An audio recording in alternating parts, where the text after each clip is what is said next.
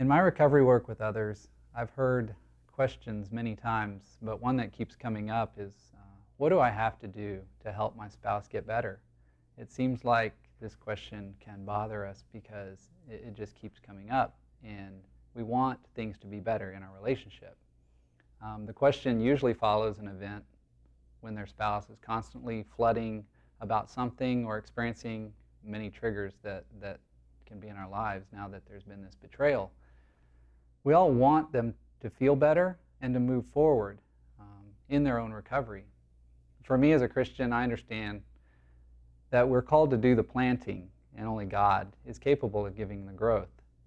In the aftermath of betrayal and infidelity, we need to acknowledge we cannot heal our spouses. Only God can do that part. Only He can do the healing. So what can we do to help them? Well, first of all, we have to remember we can only control what we do and say. The goal shouldn't be to try to heal them, but rather to try and create a safe environment where our spouses can experience healing. Part of giving up control here is allowing God to do the healing, while we participate with Him as we set the stage for His work. For a hurt spouse, feeling safe is that relational air. It's air to someone who's been suffocating. They need to feel safe. They want to feel safe, and we need to be aware of the things we can do within our control. Again, we can't control everything, but we can provide them that air they need to breathe. Remember, our spouses, they can't trust us, nor should they, because of our past deception and lies. I don't trust myself today, and that's not saying a bad thing, because I can trust God, and so can my spouse. They can trust God with us, and we can trust God. So what does being safe look like in daily life?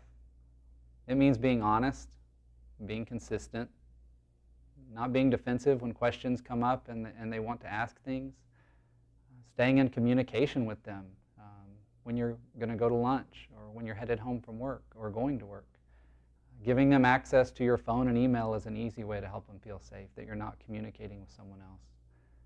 Being aware of their biggest triggers. Maybe it's places, maybe it's times of day, maybe it's consuming alcohol. I know that was one of the things I stopped doing. That would be a trigger for my wife to see me drinking.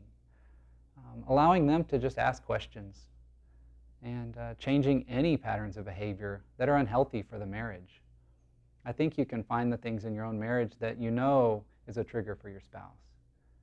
It means having a recovery program, working that program on a daily and weekly basis, and seeking out people who you can have for accountability and honesty, those running partners and people in life that will help you be real with yourself and with them.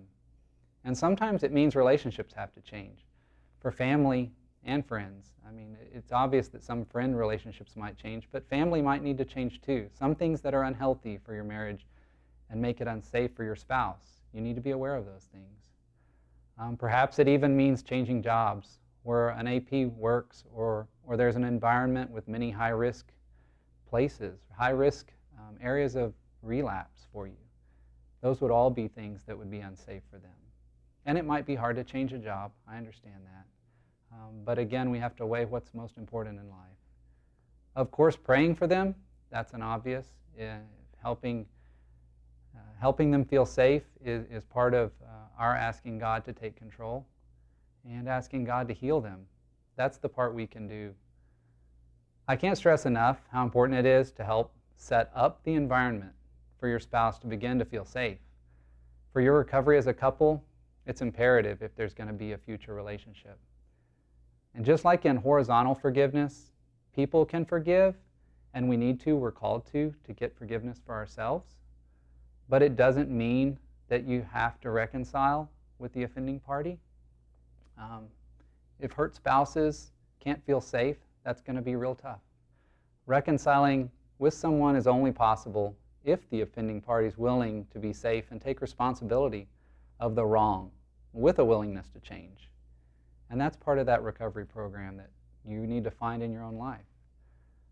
I pray today that you can ask God to show you what ways you can be safe and how to set up that safe environment for your spouse to let God do the healing.